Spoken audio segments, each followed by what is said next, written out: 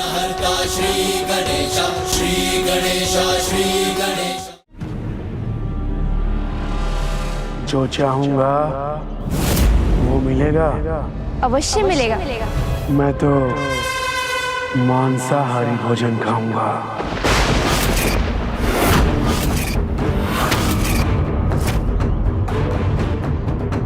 लगता है तुमने सुना नहीं, मैंने कहा मुझे मांसाहारी भोजन चाहिए।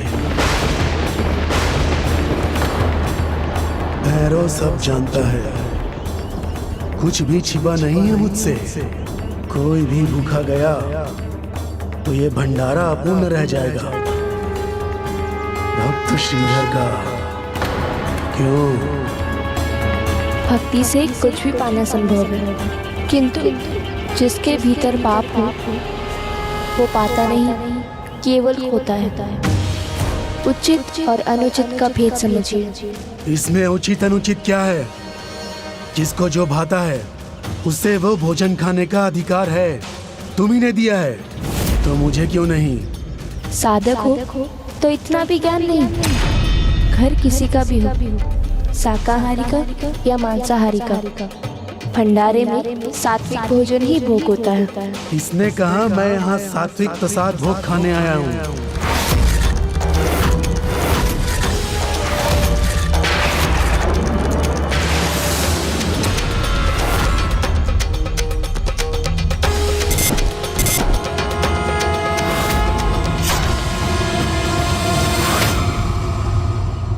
माँ, यहाँ ये सब कुछ हो रहा है और ये लालची खा ही जा रहा है।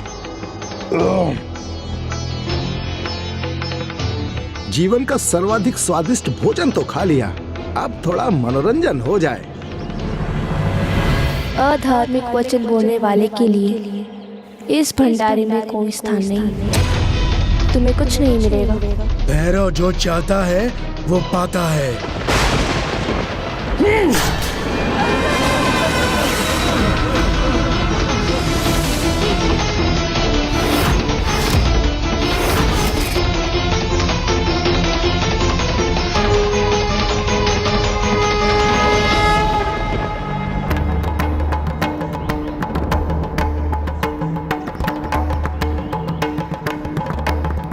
स्वयं पर इतना ही विश्वास है तो इस प्रकार भेष बदल कर आने की क्या आवश्यकता थी?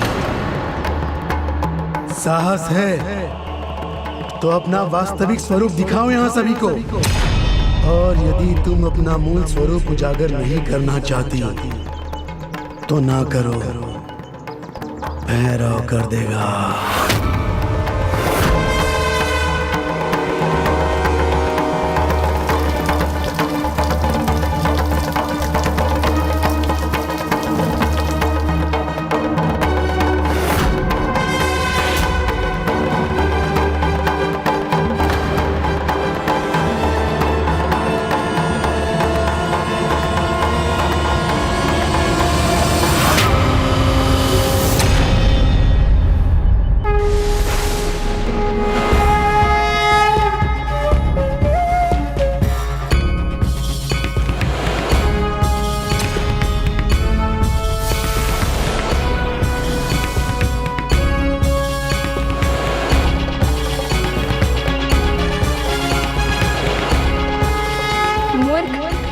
इतने अचंभित क्यों हो? तुम्हें क्या लगा था तंत्र मंत्र की सिद्धि से पाए तुम्हारी तुच्छ शक्ति मेरा स्पर्श भी कर सकेगी? शक्ति चाहे कितनी भी अलौकिक क्यों ना हो, भैरव के सामने नहीं छिप सकती। अब तुम्हारी शक्ति को अपनी शक्ति बनने पर बाध्य करूंगा। सर्वशक्तिमान बनूंगा। साधक महाराज, ये क्या कह रहे हैं आप? अपना विवेक जागृत कीजिए। संपूर्ण ब्रह्मांड की शक्ति की स्रोत स्वयं माता रानी को चुनौती दे रहे हैं आप। समय रहते भूल स्वीकार करके क्षमा मांग लो। माता रानी का हृदय बहुत विशाल है, तुम्हें क्षमा कर देंगी। क्षमा की आवश्यकता कैरों को पड़ती है, भैरव को नहीं। माता रानी कैसी? कौन सी? बहुत हुआ गुणगान। यदि सत्य में ये वो है जो तुम सभी कह रहे हो, तो कह दो इससे, दिखाओ अपना वास्तविक स्वरूप। उसमें इतना संकोच क्यों?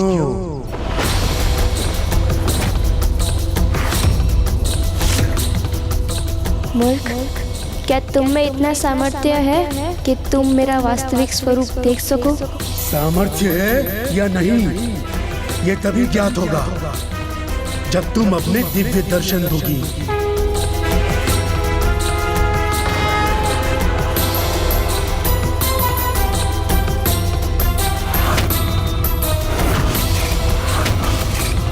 माता, मैं प्रार्थना करता हूँ आप अपना वास्तविक परिचय दे दीजिए, जिससे यह समझ जाए आपको चुनौती देकर इन्होंने कितनी बड़ी मूर्खता की है। पुत्र श्रीधर, जिनमें क्षमता है, जिनका हृदय पावन है, भक्ति भाव से भरा है, वही मेरा मूल स्वरूप देखने की क्षमता रखते हैं।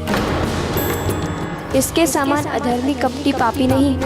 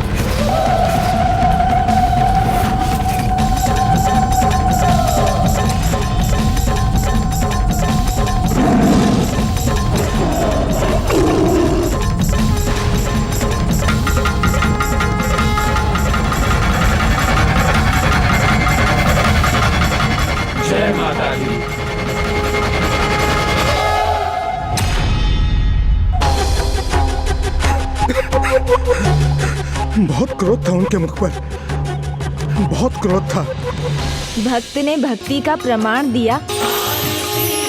माता रानी की जय, शेरावाली की जय, जय माता की, जय माता की, जय माता की, सारे बोलो जय माता की।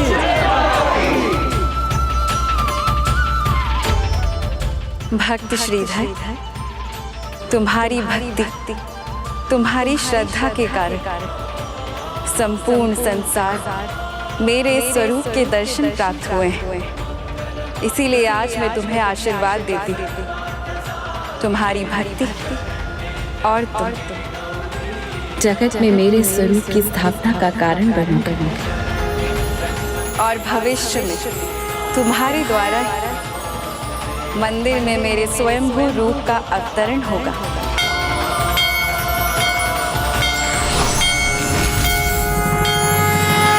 बस बहुत हुआ भक्ति का स्वांग। अब जो मुझे चाहिए वो मैं छीन लूंगा। अहंकार ने तुम्हारे विवेक को हर लिया है मूर्ख।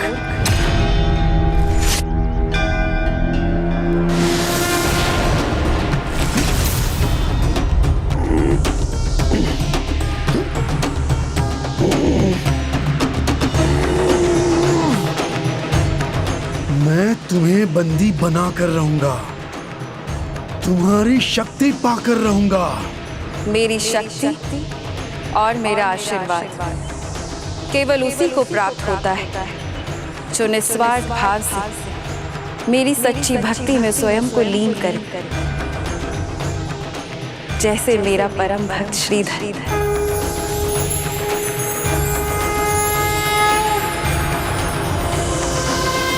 मेरी शक्ति का अंश मात्र तो क्या, तुम्हारे जैसे दुष्ट कुविचार रखने वाले मेरे निकट भी नहीं आ सकते।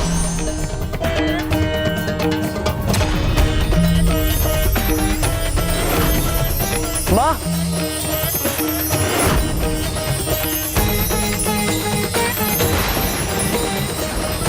माँ, धरती के किसी भी कोने में जाओगी, वहीं आकर तुम्हारी शक्ति को अधीन करूंगा।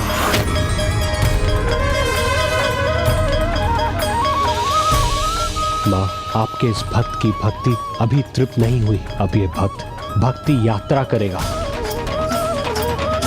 माता रानी की जय, माता रानी की जय, जय माता की, जय माता की, जय माता की, जय माता की, जय माता की, जय माता की, जय माता की। इस प्रकार माता वैष्णवी ने सभी को दर्शन दिए और फिर वो वहां से चली गईं।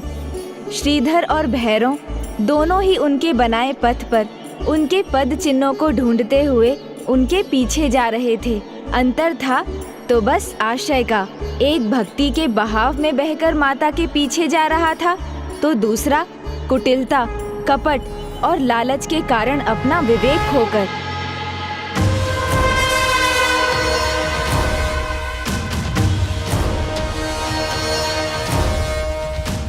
किंतु माता रानी ने तो पहले ही कहा था कि माता उन्हीं को मिलती हैं जो श्रीधर के समान पावन भक्ति के साथ उनके पास जाते हैं, उनको नहीं जो भैरव के समान क्रूरता और कपट से माता तक पहुंचने का प्रयास करते हैं। कहीं मैं निर्धन तो नहीं हो गया? ऐसा नहीं होने दूंगा मैं, ऐसा कभी नहीं होने दूंगा।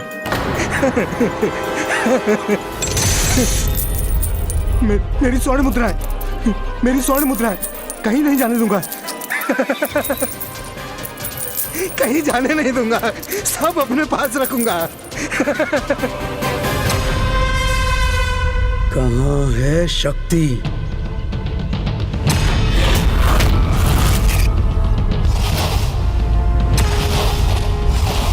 मुझे कहाँ कहाँ ढूंढोगे भैरव? संसार के किसी भी छोर पे चली जाओ, वहीं से ढूंढ कर निकालूंगा तुम्हें। तुम्हें अधीन कर अपनी साधना पूरी करूंगा मैं। भैरव पाएगा तुम्हारी शक्ति को, सर्वशक्तिशाली बनेगा। जय श्री राम। प्रणाम माता।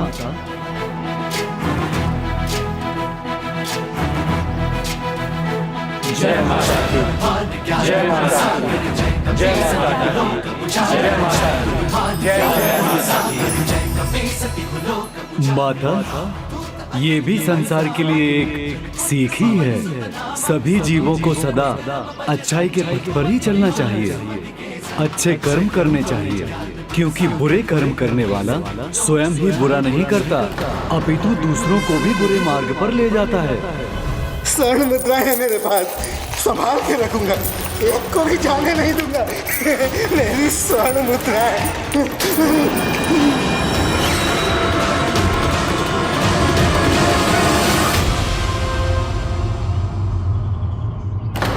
स्वामी, बापू, उठिए, उठिए स्वामी, उठिए, बाबू, उठिए स्वामी। जय माता की, जय माता की। माता, और जो अच्छे कर्म करता है वो अन्य सभी को भी सुमार्ग पर ले जाता है। उचित कहा हनुमान, फल तो कर्मों के अनुसार ही प्राप्त होता है। पुष्प बाण चापा, किंतु माता, आप रोककर इस भैरव को दंड क्यों नहीं देती? माता, आपको भला इससे दूर जाने की क्या आवश्यकता है? आपके तो एक ही संकेत पर ये भस्म हो जाएगा। भक्त शिरोमणि हनुमान, समय रहते यदि कोई अपनी दुष्टता त्याग कर भलाई की ओर, अच्छाई की ओर बढ़ जाए, अपनी भूलों का, अपराधों का प्रायश्चित कर सुधर जाए, तो उसे भी दूसरा अवसर अवश्य दिया जाना चाहिए। यही कर रही हूँ मैं। जब तक उस दुष्ट के पापों की गागर भर नहीं जाती, मैं उसे सुधरने का अवसर अवश्य दूँ।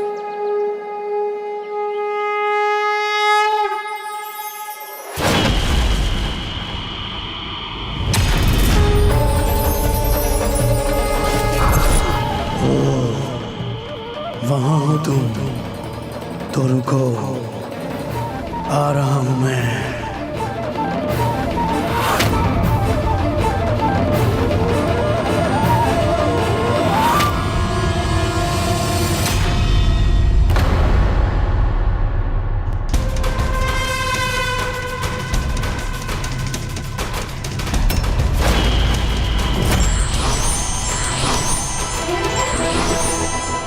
लुक्का छिपी बंद करो, सामने आओ।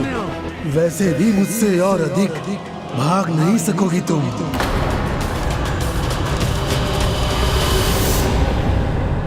जय माता की।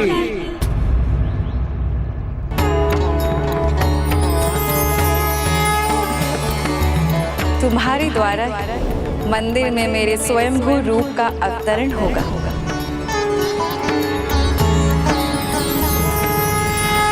कैसा दुर्भाग्य आमंत्रित कर लिया है आपने स्वामी, अपने खोटे कर्मों के कारण। माता के दर्शन पाकर भी उनके दर्शन आशीर्वाद से वंचित रहे आप। ना ही माता की शक्ति को समझ सके आप, और ना ही श्रीधर की सच्ची भक्ति को। केवल माया के चलावे में लीन रहे हैं आप। बाबू, न माया आपके वश में है और न माता का आशीर्वाद है आपके पास।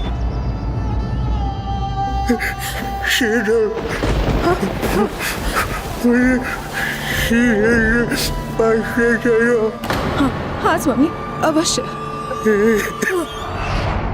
माता के पदचिन्ह। जय माता की। जय माता की। अब माता के मंदिर की स्थापना के लिए मैं यही तपस्या करूंगा, योग समाधि में बैठा रहूंगा, जब तक माता रानी स्वयं मुझे अपने पास बुला नहीं लेती।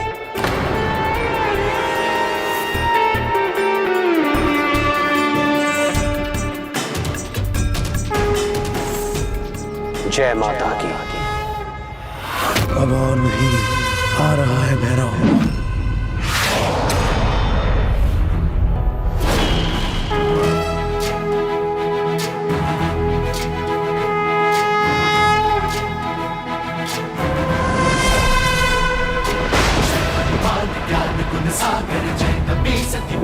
किसी के रोके नहीं रुकेगा भैरव आज। समय रहते यदि कोई अपनी दुष्टता त्याग कर, अपनी भूलों का, अपराधों का प्रायश्चित कर सुधर जाए, तो उसे भी दूसरा अवसर अवश्य दिया जाना चाहिए।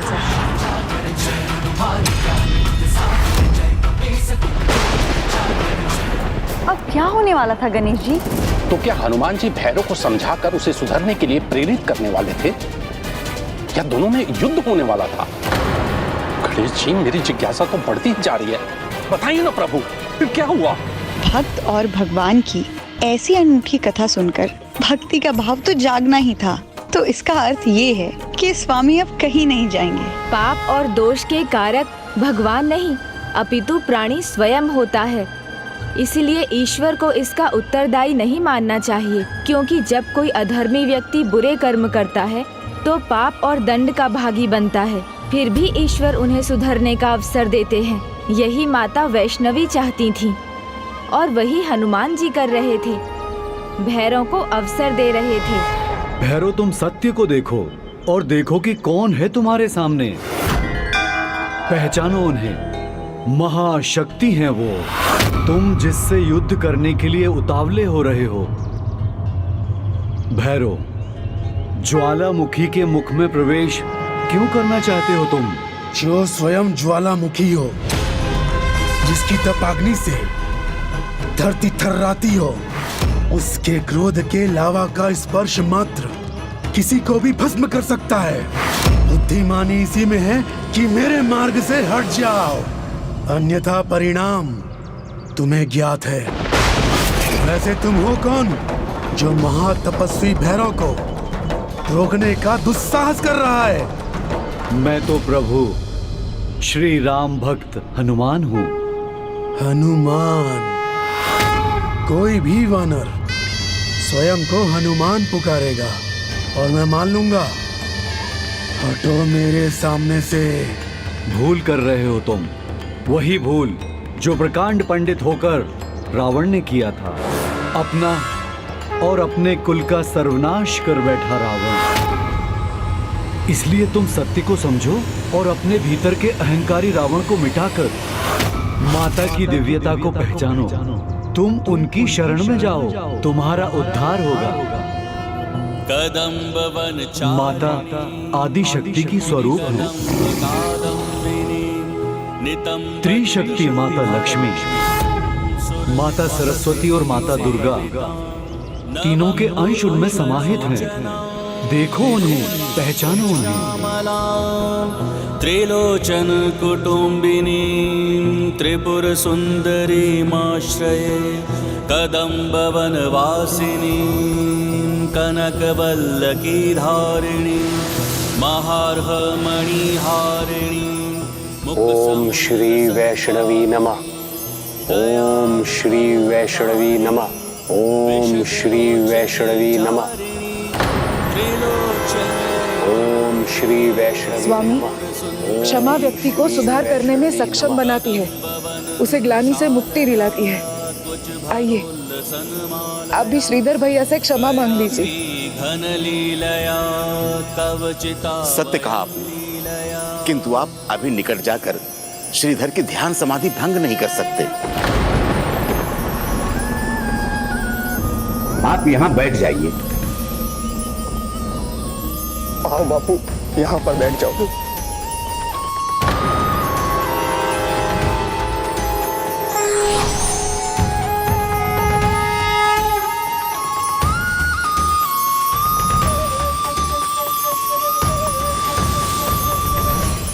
मैं तुम्हारी अद्भुत भक्ति देखकर भाव विभोर हूँ श्रीधर। भैरव, आशा है कि तुम समझ गए होगे और अपनी भूल सुधार कर प्रायश्चित करना ही एकमात्र उपाय शेष है तुम्हारे लिए। सब समझ गया मैं। उचित है, फिर यहाँ तो मेरा कार्य संपन्न हुआ। संपन्न है, अलौकिक है, दैविक है। अब तक बस इतना ही समझा था मैंने, किंतु अब समझ में आया कि वो अति विशेष है। और जैसा आपने कहा, उससे तो लगता है सर्वोच्च शक्ति है ये, जिनकी शक्ति पर संसार आधारित है। और यदि वो सर्वोच्च शक्ति है, अति विशेष है, तब तो मुझे किसी भी अवस्था में पीछे नहीं हटना चाहिए। उन्हें अपने अधीन कर ही अपनी साधना संपन्न करनी चाहिए, क्योंकि इस शक्ति को अपने अधीन कर सिद्ध करूंगा अपनी साधना को। कोई मूर्ख ही होगा जो अब पीछे हटेगा। अब शक्ति को अपने अधीन कर ही वापस यहाँ से जाऊंगा। विनाश काले विपरीत बुद्धि। शक्ति के लालच ने तुम्हारी दृष्टि और बुद्धि दोनों हर लिए हैं। तुम्हारे सोचने समझने की शक्ति छीन ली है, और ये समझ नहीं पा रहे हो तुम, जो माता के सामने शीश झुकाते हैं, शक्ति का वरदान भी वही प्राप्त करते हैं, और जो अपने अहंकार का मुकुट पहनकर माता के सामने अधर्म के पथ पर बढ़ते हैं,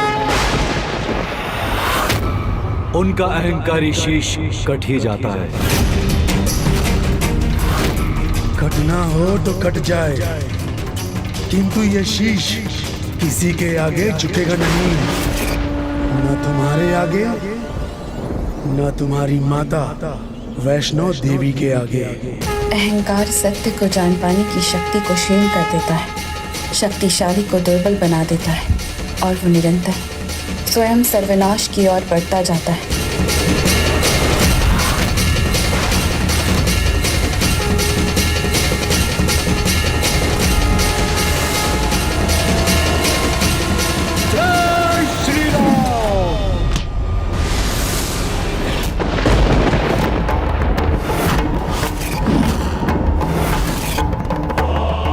आगे तो बढ़कर ही रहूंगा मैं।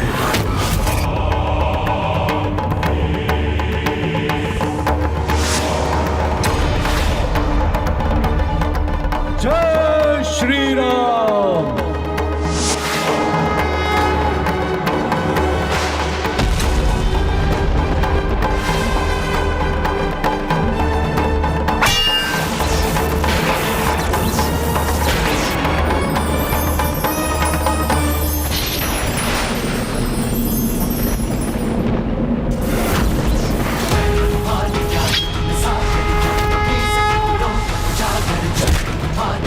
जय श्री राम।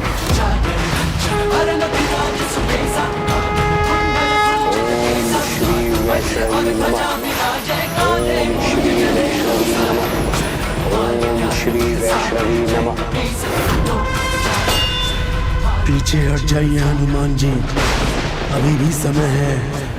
टकराने का साहस मत कीजिए भैरव से।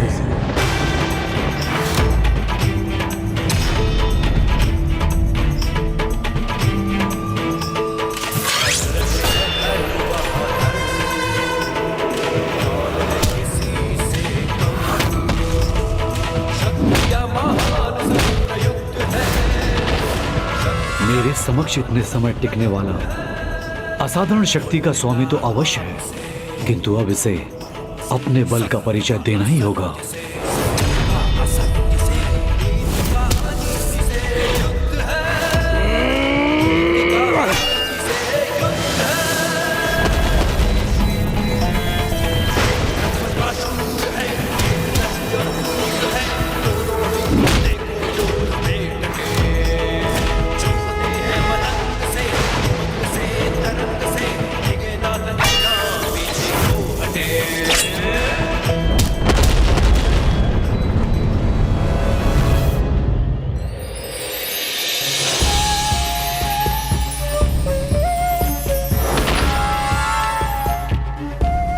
दूंगा, इसका दंड अवश्य दूंगा। दंड के पात्र तो तुम बन रहे हो भैरव, किंतु उसकी आवश्यकता नहीं। तुम अभी भी दूसरा चुनाव कर सकते हो। माता की भक्ति में जो शक्ति है वो और कहीं नहीं। ओम श्री वैष्णवी नमः। ओम श्री वैष्णवी नमः। ओम श्री वैष्णवी नमः। अब वो समय आ गया है जब संसार भक्त की भक्ति की शक्ति का प्रत्यक्ष उदाहरण देखेगा। ओम श्री वैष्णवी नमः। ओम श्री वैष्णवी नमः।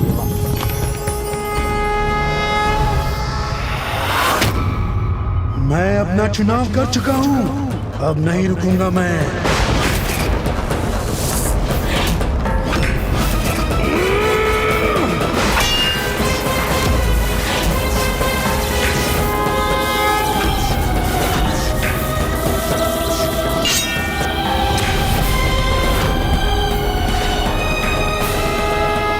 प्रकार भैरव बार बार हनुमान जी पर वार करता जा रहा था और हनुमान जी हर बार उस वार को टाल रहे थे और इसी तरह ये युद्ध कई प्रहर तक चला, जिसका अंत किसी को दिखाई नहीं दे रहा था।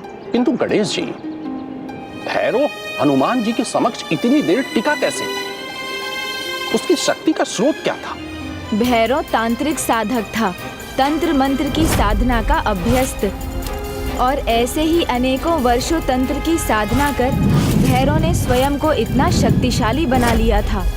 इसीलिए हनुमान जी के वार भी सह पा रहा था वो। किंतु इन सब से परे माता का ध्यान तो अपने परम भक्त श्रीधर पर था। जिसकी भक्ति से एक और चमत्कार होने वाला था और भैरव एक और भूल करने जा रहा था।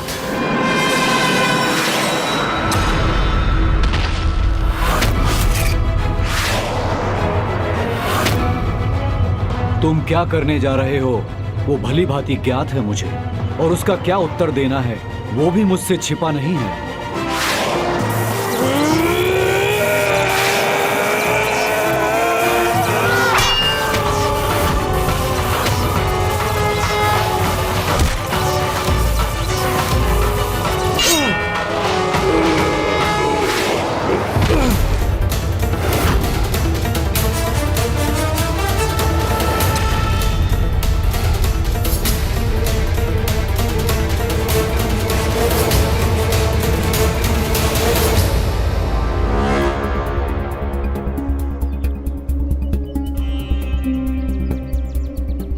प्यास लग रही है, किंतु यहाँ तो दूर दूर तक जल की बूंद भी नहीं है।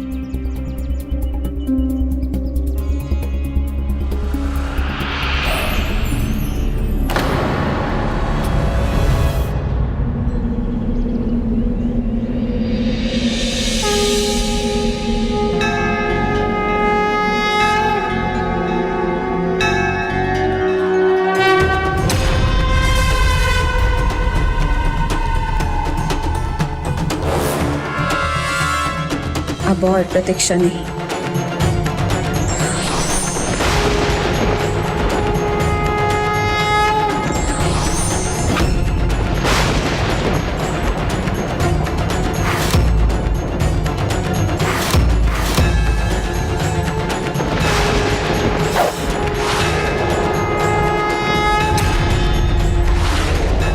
ये बाण ये मेरी ओर आ रहा है।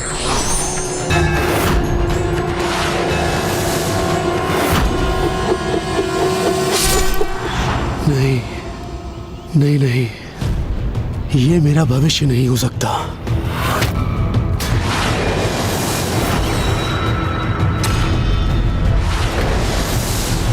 कहां से आया ये बाण?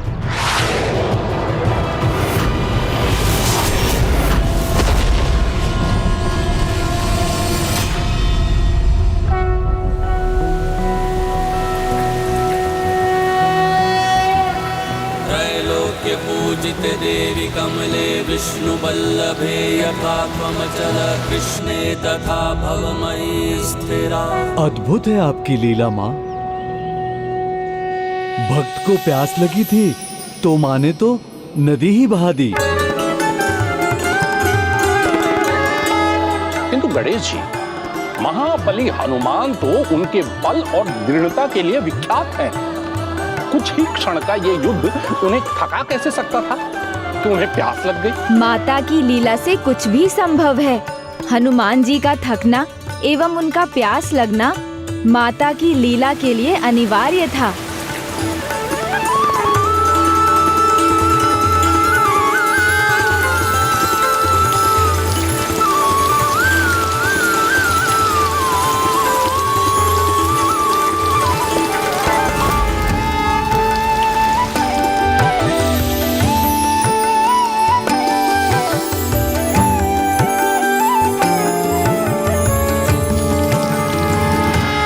प्रतीक्षा क्यों लांगुरिया जी? प्यास बुझाकर स्वयं को तृप्त कीजिए। धन्यवाद माता, धन्यवाद।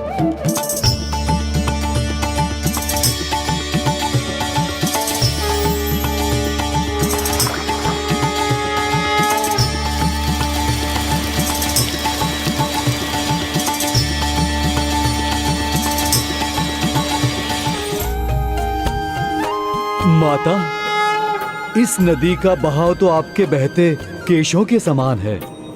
भक्त के लिए इस नदी को उत्पन्न करने हेतु आपको कोटि कोटि धन्यवाद माता। ये नदी आपकी ममता का प्रमाण है। इस नदी को बाल गंगा के नाम से पुकारा जाएगा। बाल गंगा के नाम से पुकारा जाएगा, या बाण के कारण उत्पन्न होने के कारण ये जगत में बाण गंगा के नाम से विख्यात होगी। इतना ही नहीं, महाबली हनुमान की प्यास संसार के सभी भक्तों की भक्ति की प्यास का प्रतीक है और उन्हें तृप्त करना मेरा कर्तव्य है। अपितु जो भक्त श्रद्धा से इसमें डुबकी लगाएगा उसके सभी पाप मिट जाएंगे।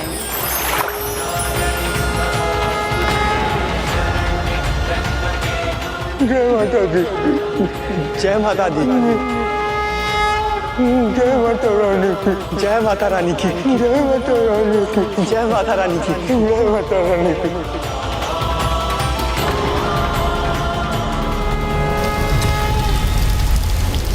नहीं नहीं, स्वयं को इस जल से दूर रखेगा भैरव। माता का आशीर्वाद तो वही पाता है जो उसे पाना चाहता है। ये दोनों ही अपने पथ पर अडिग हैं माँ, किंतु माँ पृथ्वी और आकाश का भेद है दोनों में। एक ओर भक्ति के सागर में डूबा श्रीधर है तो दूसरी ओर ये भैरव, ये अडिग है कुपथ पर चलने के लिए, जिसके कारण ये अपना सर्वस्व नाश करने जा रहा है।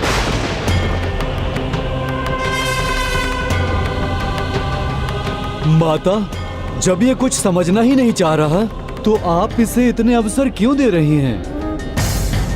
माता, यदि आपकी इच्छा हो तो मात्र आप अपनी दृष्टि से ही इसका वध कर सकती हैं।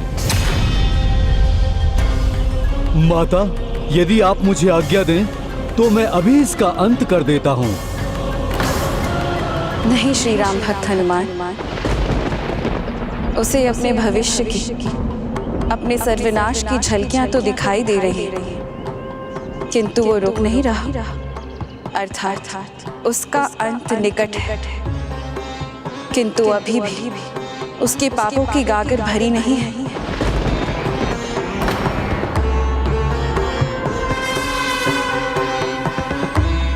ओम श्री वैष्णवी नमः। ओम श्री वैष्णवी नमः। मुझे प्रतीक्षा करनी होगी। भैरव के पापों की गागर भरने की भी और श्रीधर की तपस्या पूर्ण करने की भी।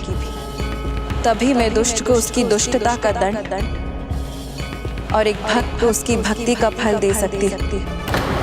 इसलिए इस माँ का कठिन कर्तव्य है अपनी प्रतीक्षा के अंत तक एक को दंडता करते देखना और दूसरे को घोर तपस्या करते। और जब तक वो दिन नहीं आता तब तक मैं स्वयं अपने आराध्य श्री राम की तपस्या में लीन रहूंगी। तब तक आप भैरव को रोक लेंगे ना हनुमान जी? अवश्य माता, आपका आदेश ही तो मेरा कर्तव्य है।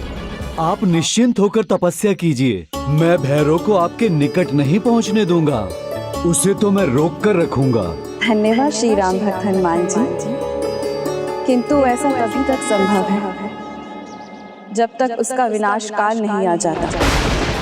जैसे ही वो आगे बढ़ सकेगा, समझ जाइए कि उसका अंत काल आ गया है। ओम श्री वैष्णवी नमः। ओम श्री वैष्णवी नमः। ओम श्री वैष्णवी नमः। ओम श्री वैष्णवी नमः। ओम श्री वैष्णवी नमः।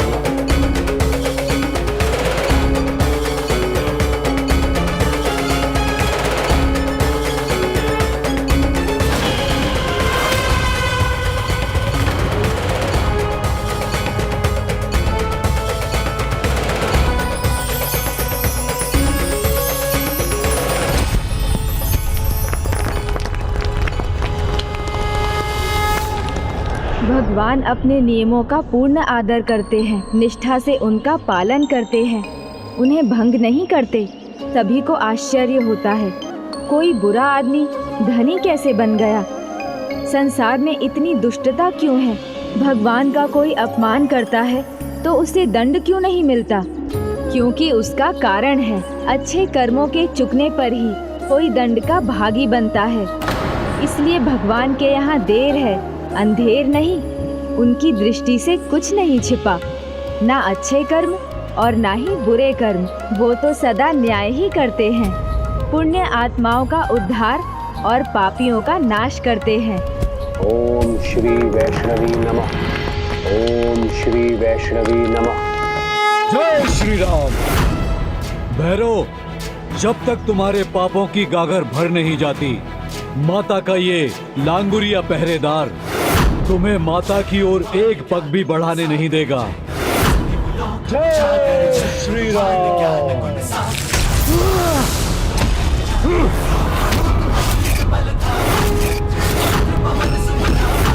और फिर भैरव ने जितनी भी बार जिस भी पद से त्रिकुट पर्वत पर चढ़ने का प्रयास किया, सदा हनुमान जी को सामने पाया और ये भैरव स्वीकार न कर सका और उसने महाबली हनुमान जी के साथ घमासान युद्ध आरंभ कर दिया। वहीं भक्त श्रीधर अपनी ध्यान समाधि में लीन थे और माता वैष्णो देवी घोर तपस्या में। ऐसा 9 माह तक चलता रहा।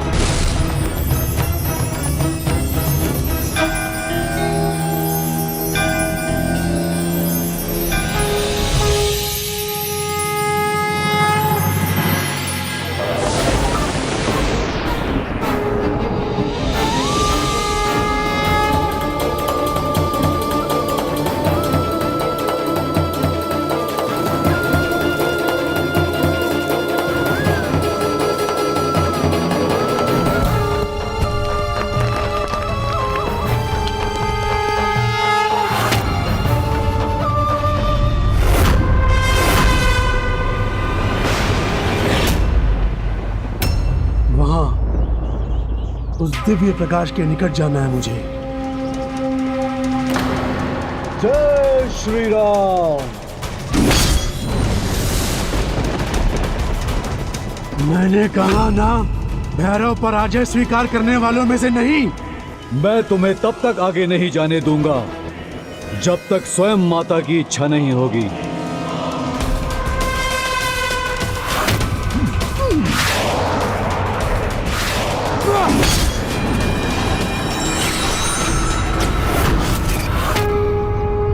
भैरव जो करता है अपनी इच्छा से करता है।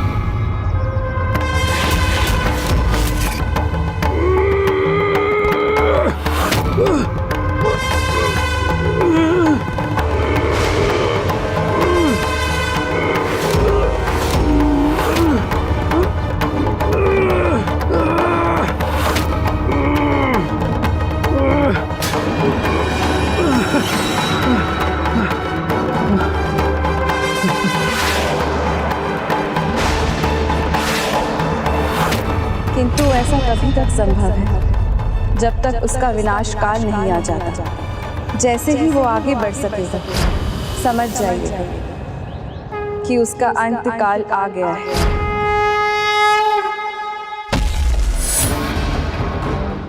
शक्ति पाएगा भैरव, सर्वशक्तिशाली बन जाएगा भैरव।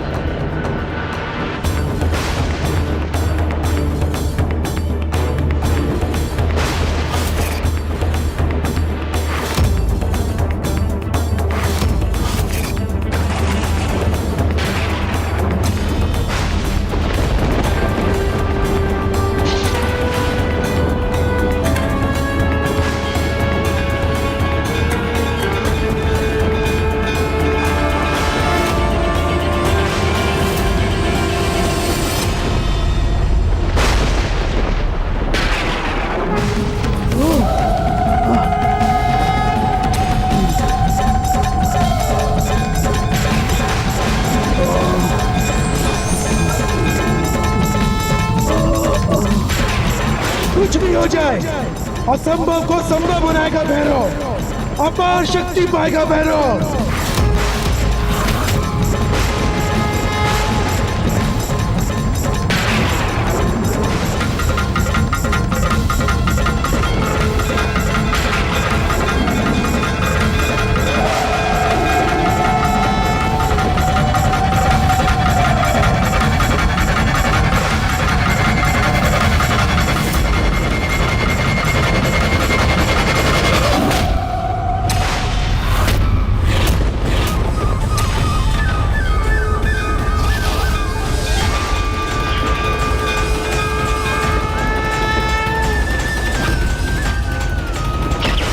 श्री राम।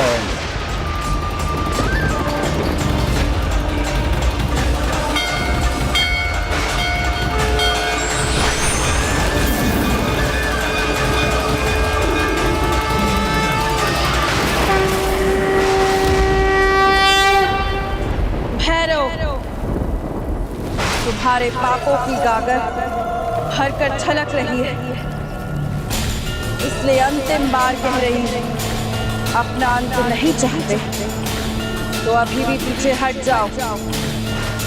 भैरव, अभी भी समय है, माता के चरणों में अपना शीश झुकाओ।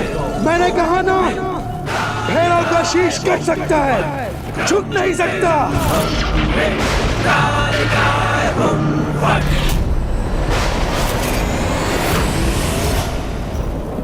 साधक भैरव साधना पूर्ण करेगा, तुम्हारी शक्ति पाकर सर्वशक्तिशाली बनेगा।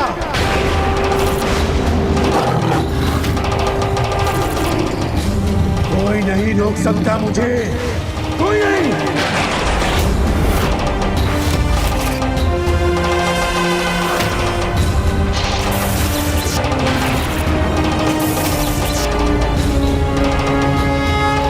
विचित्र थी ये घटना।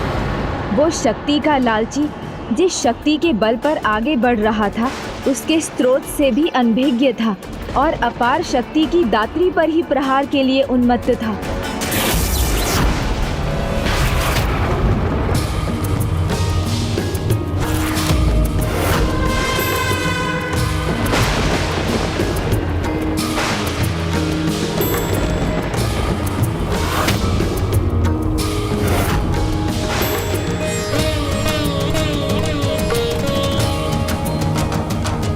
संकेत मिल रहे हैं, स्वामी की तपस्या संपन्न होने ही वाली है।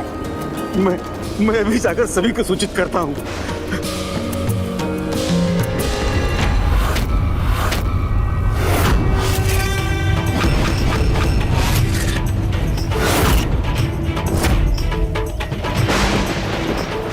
मेरा त्रिशूल ही पर्याप्त है तुम्हें अधीन करने के लिए।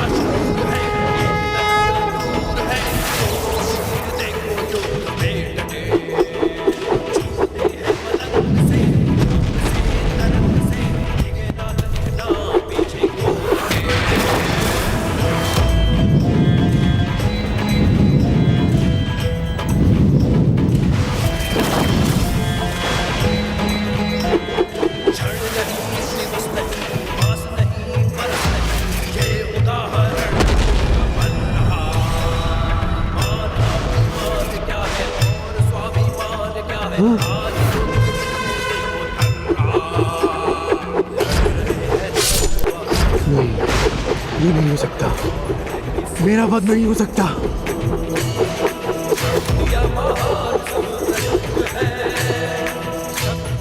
जाने नहीं दूंगा इस अलौकिक शक्ति को। मति भ्रष्ट हो गई मेरे पड़ोसी श्रीधर की। कहता है माता कन्या के रूप में उसके घर आई थी और माता ने उसे साक्षात दर्शन देने का वचन भी दिया है। भक्ति से कुछ भी पाना संभव है, किंतु जिसके भीतर पाप हो वो पाता नहीं, केवल होता है।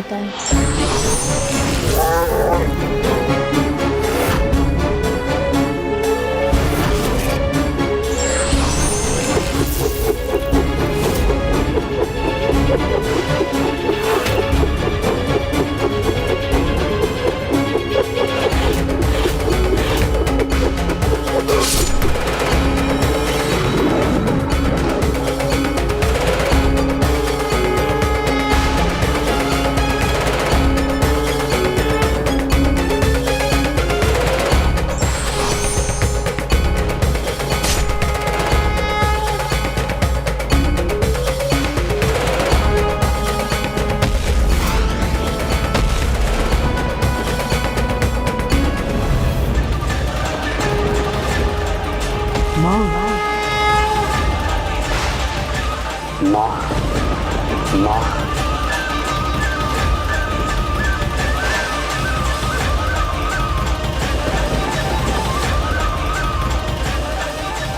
अब कहाँ जाएंगी माता? उस भक्त के निकट जिसने सदा निष्ठा से माता की पूजा आराधना की है, या उसके पास जिसने अभी अपने अंतिम समय में माता के वास्तविक स्वरूप को पहचाना है?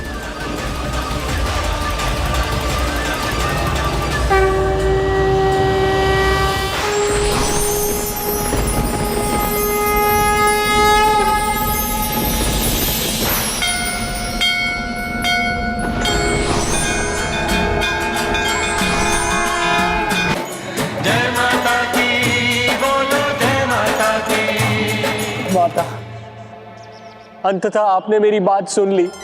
अपने इस भक्त को पूर्ण स्वरूप के दर्शन देकर आपने कृतार्थ कर दिया मुझे।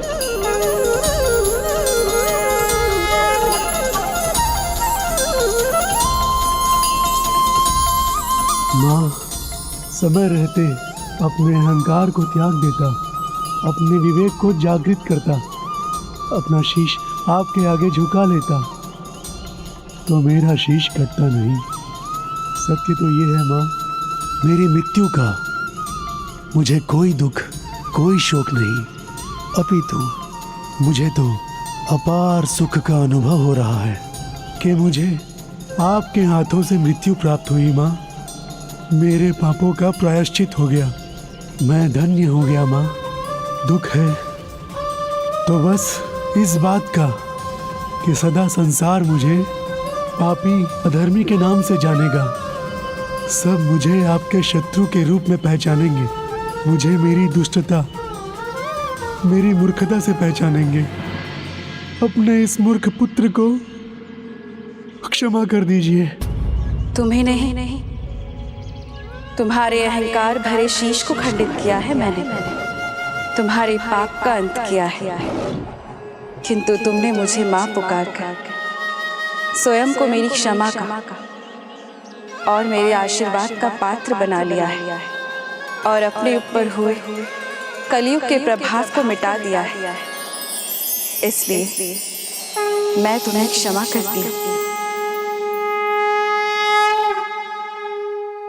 मैं तुम्हारी भक्ति से अत्यंत प्रसन्न हूँ श्रीधर।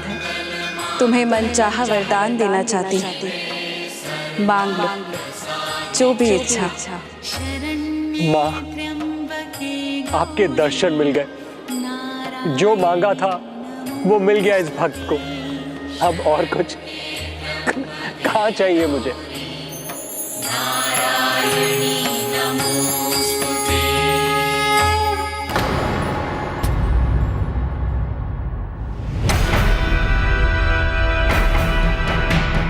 यदि आज भी श्रीधर ने माता से कुछ नहीं मांगा तो माता का आविर्भाव कैसे होगा? मेरी माता की कलयुग में स्थापना कैसे होगी? कलयुग के आगमन पर आपकी भक्ति में आप ही का एक भक्त आपको पुकारेगा, तब आपका आविर्भाव होगा और वही भक्त त्रिकूट पर्वत पर आपको आपका विशेष धाम प्राप्त करने में सहायक बने। प्रभु श्री राम ने मुझे जो वरदान दिया था वो तो तभी पूर्ण होगा जब मेरा भक्त श्रीधर मुझे रोकेगा। अन्यथा जब प्रभु कलयुग में कल की अवतार धारण कर अवतरित होंगे तो मैं उनसे भेंट करने में असमर्थ हो जाऊंगी। क्या ऐसा कुछ नहीं जिसकी तुम्हें इच्छा हो जो तुम मुझसे मांग सकते हो? माँ, आप तो अपने भक्त की झोली बिन मांगे ही सुख समृद्धि से भर देती है। ऐसे में भला कुछ और मांगने की क्या आवश्यकता है? आपकी ममता और कृपा से भरे आपके आंचल की छाव सदा हम पर बनी रहे। इससे अधिक मुझे और कुछ नहीं चाहिए।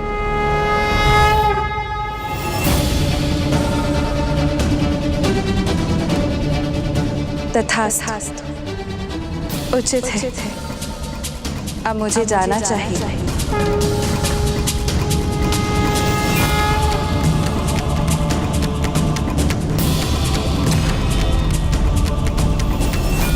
माँ, माँ, माँ, माँ, माँ, माँ, माँ,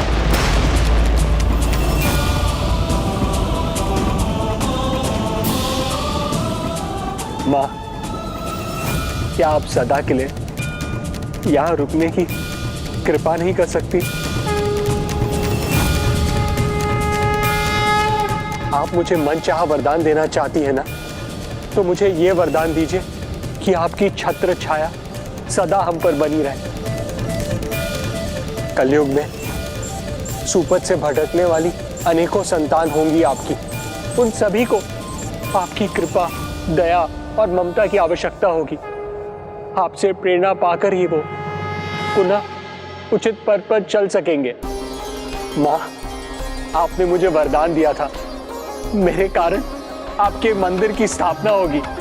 तो माँ, अपने इस भक्त को दिए वरदान को सत्य कीजिए। यहाँ स्थापित होकर कलयुग में अपने भक्तों का उद्धार कीजिए माता रानी। ऐसे भक्त और ऐसे पुत्र को भला कौन माँ छोड़ के जाएगी? मैं भी नहीं चाहती। आज भगवान ने नहीं, एक भक्त और उसकी भक्ति ने भगवान को आधार दिया है। 9 माह की मेरी तपस्या में तुम्हारे तप में मुझे स्थान दिया। पुत्र श्रीधर, आने वाले समय में मैं यहीं त्रिकुट पर्वत पर वास करूंगी। मेरे स्वयंभू स्वरूप की स्थापना, वही मेरा मंदिर, मेरा दरबार कहलाएगा। वही मेरा मंदिर, मेरा दरबार कहलाएगा।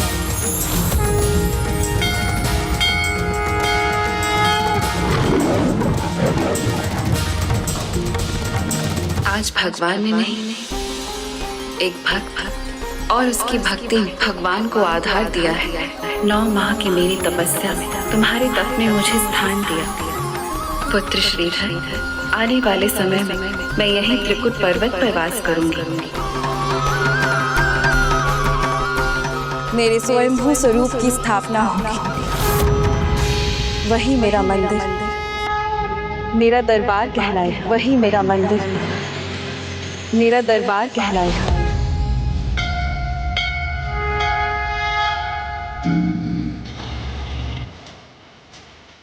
जय माता की, जय माता की।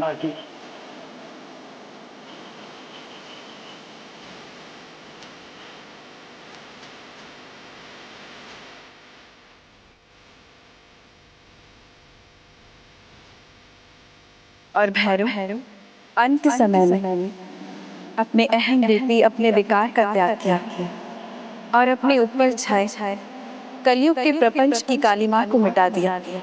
इसीलिए आज के बाद तुम्हें भी पूजा जाएगा और तुम्हें भैरवनाथ के नाम से जाना जाएगा।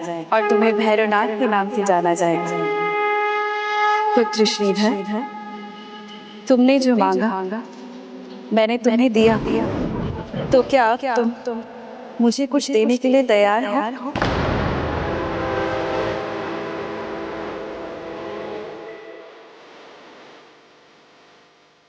माता रानी, मैं अपने प्रेम और भक्ति के सिवा और क्या दे सकता हूँ आपको?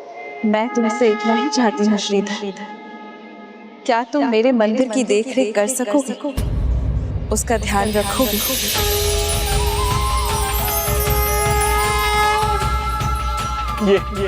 ये तो मेरा परम सौभाग्य होगा माँ। मैं तुम्हें आशीर्वाद देती हूँ पुत्र। तुम्हारे बाद तुम्हारे वंशज मेरे मंदिर में मेरी पूजा करेंगे और तुम्हारा नाम सदा के लिए मेरे नाम से जुड़ा रहेगा। माँ, वंशज, तो क्या मैं अपनी संतान को जन्म दूंगी माँ?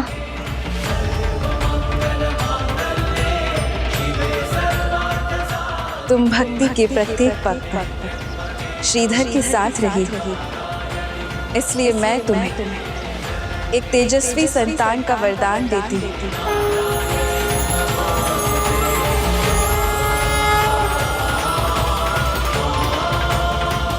जो कोई भी तुम्हारे समान अडिग विश्वास लेकर मेरे मंदिर की यात्रा करेगा, मेरे उस भक्त को मैं कलयुग के प्रभाव से मुक्त करूंगी और उसकी सभी मनोकामनाएं पूर्ण करूंगी। और भैरव, भूल हो जाने पर प्रायश्चित मुक्ति के द्वार खोल देता है। इसीलिए तुम्हारे दर्शन के बाद ही मेरे वैष्णो धाम की यात्रा को पूर्ण माना जाएगा। मेरे वैष्णो धाम की यात्रा को पूर्ण माना जाएगा। किंतु यदि कोई भक्त शारीरिक रूप से स्वस्थ नहीं है और भैरव धाम अथवा मेरे मंदिर चढ़कर नहीं पहुंच सकता, तो यदि वो यहाँ पहुंच भी जाए जहाँ मेरे पद चिन्ह हैं, तो भी मेरे आशीर्वाद का पूर्ण भागी बनेगा। माँ, बस इतनी कृपा और कीजिए, मेरी देह सदा आपके चरणों में रहे और भविष्य में जो भी भक्त आपके दर्शन के लिए आए वो मेरी इस अभिमानी देह पर चढ़कर आपके दर्शन पाए। माँ, मेरी विनती स्वीकार कीजिए माँ। तथास्तु पुत्र। जीवन भर अधर्म पथ पर चलने वाले इस अधर्मी को आपने प्रायश्चित का इतना बड़ा पुरस्कार दे दिया है। माँ, आप करुणा की सागर है माता। आपके समान करुणामयी और कोई नहीं। अद्भुत, सर्वथा अद्भुत है आपकी ममता माता रानी। आपने तो बिन मांगे ही हमारी झोली भर दी।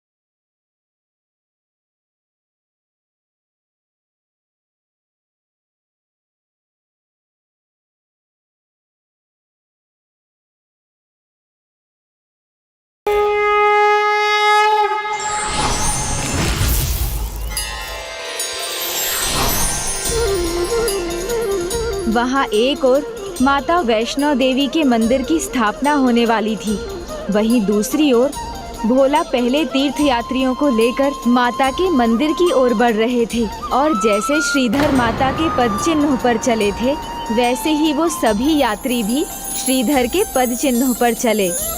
वो देखो, लगता है ये उन्हीं के पद चिन्ह हैं।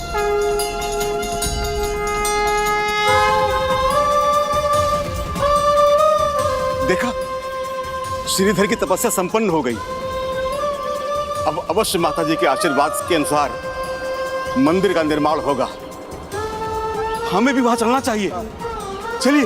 जय माता की, जय माता की, जय माता की, जय माता की, जय।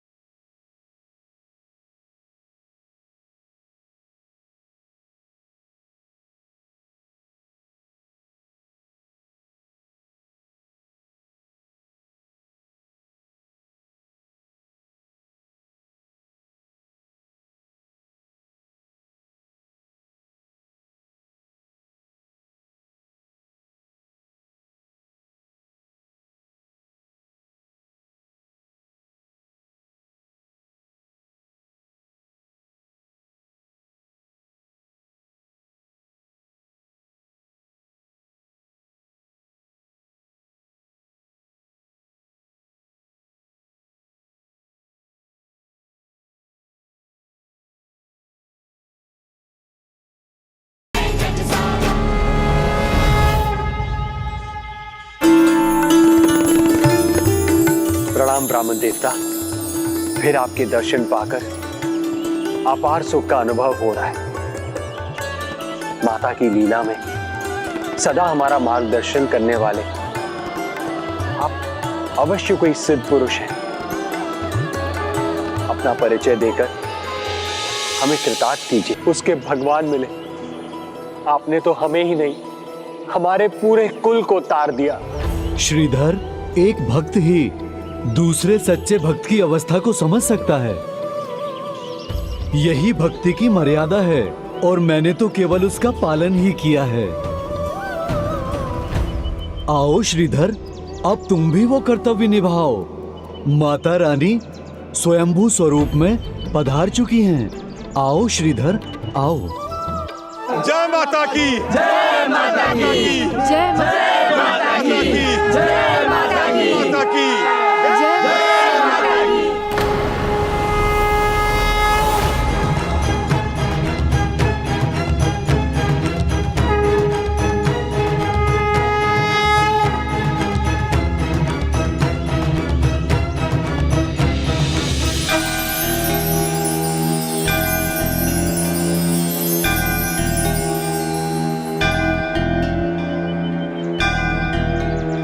श्रीधर, तुम्हारी भक्ति ने इस मंदिर की स्थापना की है। माता रानी यहाँ देवी लक्ष्मी, देवी शारदा, सरस्वती और देवी दुर्गा भवानी अर्थात अपने तीनों रूपों में उपस्थित रहेंगी।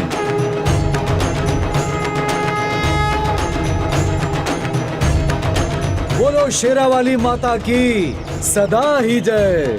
बोलो शेरावाली माता की सदा ही जय।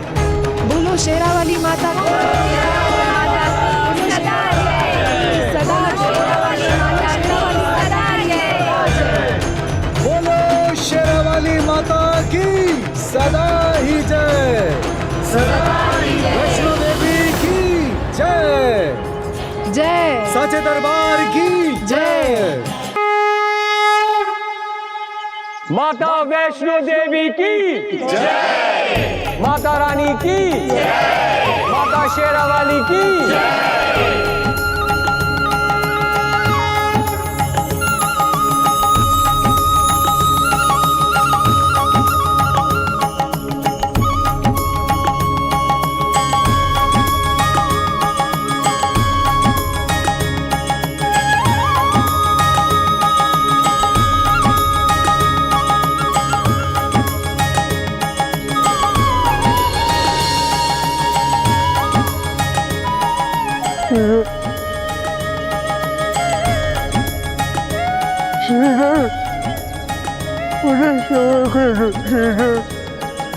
मैं तो एक भक्त हूं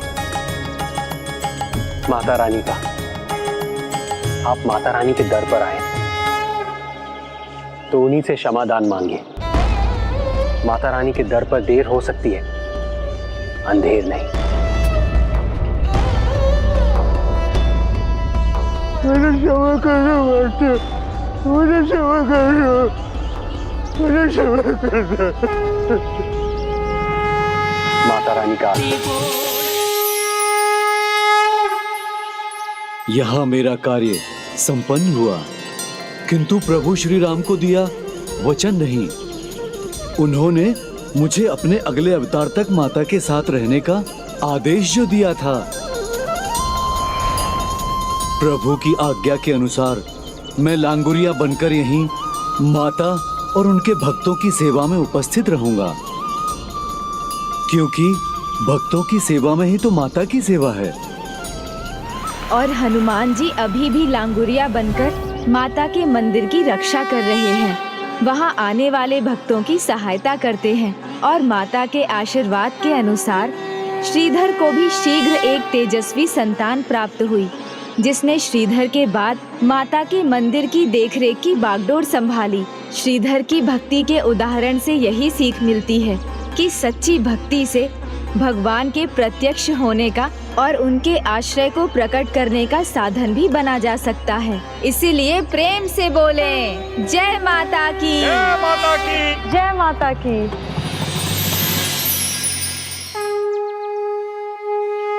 जय माता की। उचित समझा था मैंने। इनके मन का भाव बदल रहा है, भक्ति से परिपूर्ण हो रहे हैं ये। जय माता की, जय माता की। अपने हाथ देखिए स्वामी, आंखों में भक्ति का भाव देखिए।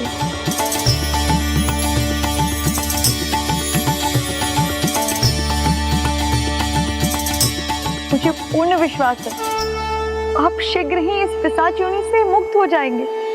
बस आप इसी प्रकार श्रद्धा और भक्ति से भक्तों की कथा सुनते रहिए। माता वैष्णवी देवी के आविर्भाव की कथा तो भक्ति से परिपूर्ण थी। भक्त श्रीधर के उदाहरण ने मुझे बहुत प्रभावित किया है प्रभु।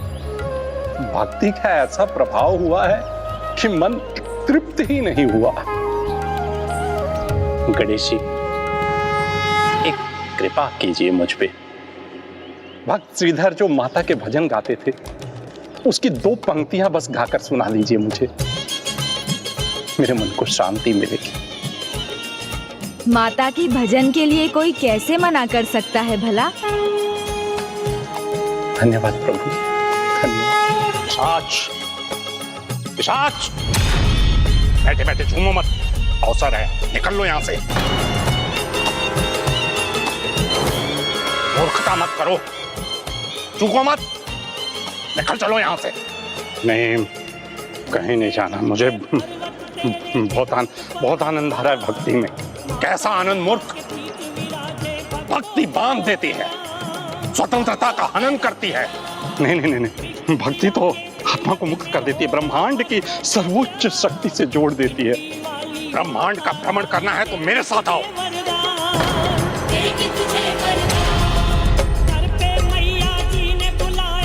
स्वतंत्र होने का, मुक्त होने का यही अवसर है। यहाँ अपना समय व्यर्थ मत करो। पिशाच हैं हम, चलो, मुक्त हैं हम, चलो।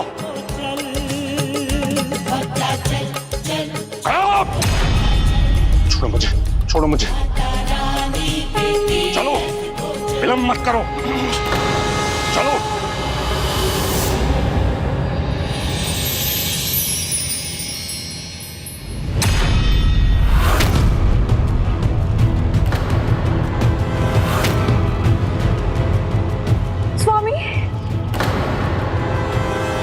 स्वामी तो फिर चले गए प्रभु।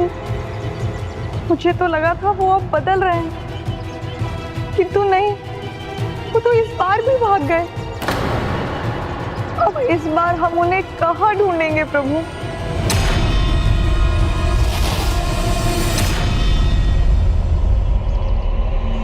मौसी, चिंता अंतर मन में भी अंधेरा कर देती है, इसलिए चिंता ना करें, उसकी कोई आवश्यकता नहीं। आप उचित कह रहे हैं गणेश जी, किंतु स्वामी का उत्साह देखकर ऐसा लग रहा था कि परिवर्तन ने उनके हृदय के द्वार को खटखटाया है, किंतु ऐसा कुछ भी नहीं हुआ। वो तो फिर भी चले गए। चले तो अवश्य गए हैं, किंतु मुझे ज्ञात है ये भक्त पुष्पदंत जी और पिशाच पुष्पदंत जी के बीच का द्वंद्व है। मुझे आशा ही नहीं, विश्वास है इस बार भक्त पुष्पदंत जी स्वयं लौट कर आएंगे।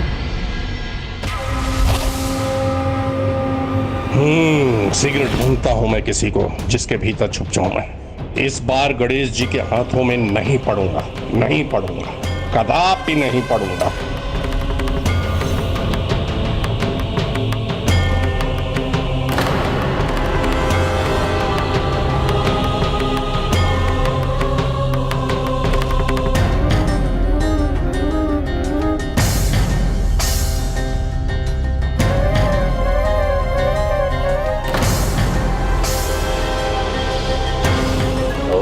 चोर है, अच्छा चोर।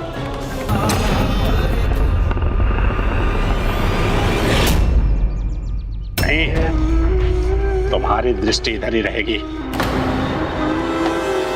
जो योग्य है, किसी के भीतर जाऊंगा मैं। आनंद आएगा, बहुत आनंद आएगा। नहीं नहीं नहीं, मुझे तो भक्ति का स्वर सुनने में आनंद आएगा। हरे रामा हरे कृष्णा। ध्यान भटक रहा है तुम्हारा, मूर्ख कर रहे हो। पिशाच को भक्ति होनी शोभा नहीं देती।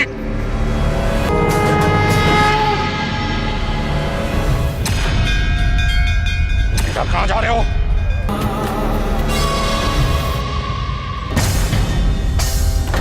अब देखना ये है कि भक्ति और पिशाची प्रवृत्ति के इस द्वंद्व में विजय किसकी होती है, पिशाच की या भक्त की।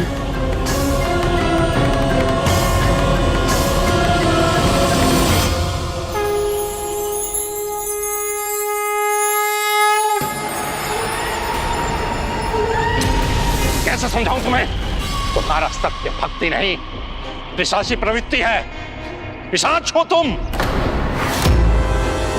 भक्ति में बंधन है नियमों का, सात्विक जीवन का बंधन।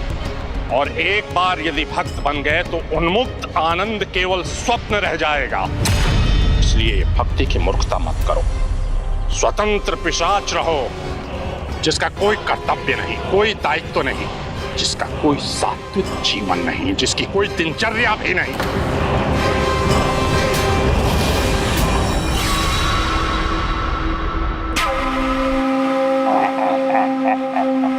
अब उचित पथ पे आए हो तुम, इसी पे अडिग रहना, अब मत पलटना। जया मौसी, प्रतीक्षा तो करनी होगी हमें, उनके भीतर के भक्त को उनके पिशाच पर विजय पाने की। यदि ऐसा ना हुआ और उनका पिशाच ही उन पे हावी रहा तो? अब मेरे कहने का कोई प्रभाव नहीं पड़ता क्या आप लोगों पर? मैंने कहा था ना, चुपचाप एक कोने में दुबके पड़े रहिए। किंतु आप दोनों, आपको तो कुछ ना कुछ करना ही है ना। हम तो बस मंदिर गए थे पिताजी। बस बस चुप हो जाइए। जैसे दादा दादी वैसा ही पौत्र। स्वयं तो भूल करते ही हैं, तुमसे भी करवाते हैं। घर में कार्य अधूरा छोड़कर भला मंदिर जाने की क्या आवश्यकता थी? अब रोने धोने का कोई लाभ नहीं। पता है मुझे, आपकी पुत्री आ रही है ना, इसीलिए हो रहा है ये सब। माँ, बुआ जी आने वाली हैं। हाँ, तो इसमें इतनी प्रसन्नता वाली क्या बात है? और हाँ, अपनी पुत्री के सामने अपना दुखड़ा लेकर मत बैठ जाइएगा। हमारी बुराई मत कीजिएगा, क्योंकि स्मरण है ना, रहना तो आपको हमारे साथ ही है। ये दोनों अपने माता पिता के साथ इतना दुर्व्यवहार कर रहे हैं। माँ, आपके मिट्टी के पात्र कहाँ हैं? वो है बेटा। इन पात्रों को छिपा दो। आज इन्हें हमारे ही समान पीतल के पात्र में भोजन देना।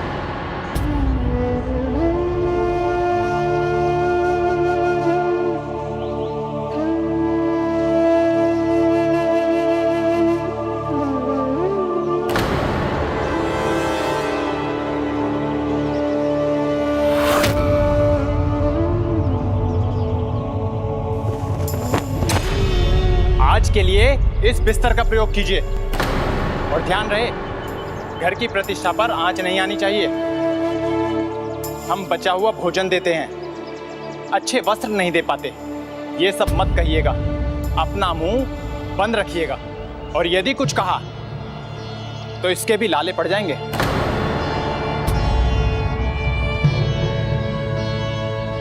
माता पिता जितने कठोर हैं, उनका पुत्र उतना ही कोमल।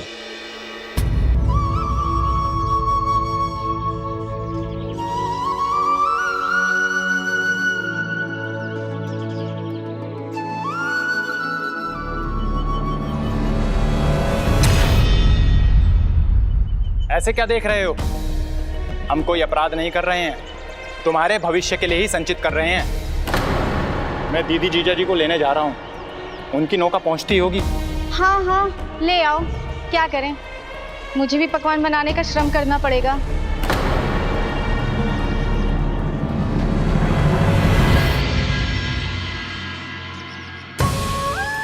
मुझे क्षमा कीजिए दादाजी, दादी जी। मैं अभी इतना बड़ा नहीं हुआ तो माँ बापू से तो कुछ नहीं कह सकता। कोई बात नहीं बेटा, वैसे भी तो हम तुम्हारे माँ बाप पर बोझ ही है, जिन्हें वो ढोने के लिए विवश है। तुम जाओ, जाओ तुम।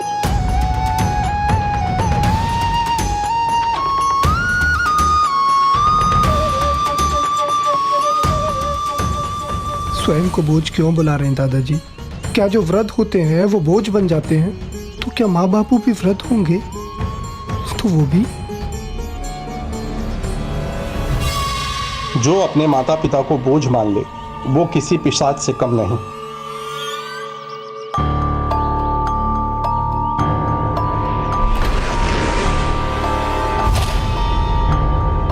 ये क्या हुआ?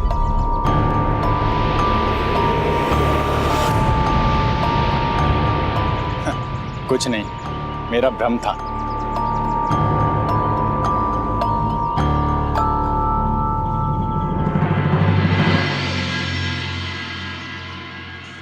कितना अच्छा होता यदि मैं दादा दादी के लिए कुछ कर सकता।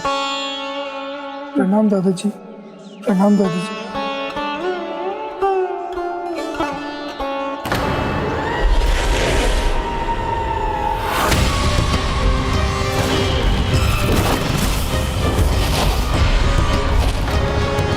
गणेश जी, स्वामी ये क्या कर रहे हैं? उन्होंने बालक गोपी में प्रवेश क्यों कर लिया?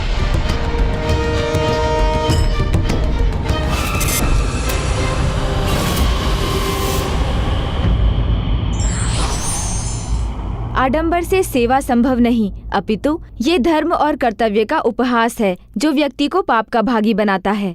विघ्नहर्ता श्री गणेश के अद्भुत शक्तियों से भरे वीडियोस देखने के लिए चैनल को सब्सक्राइब करना न भूलें और साथ ही बेल आइकॉन भी दबाएं।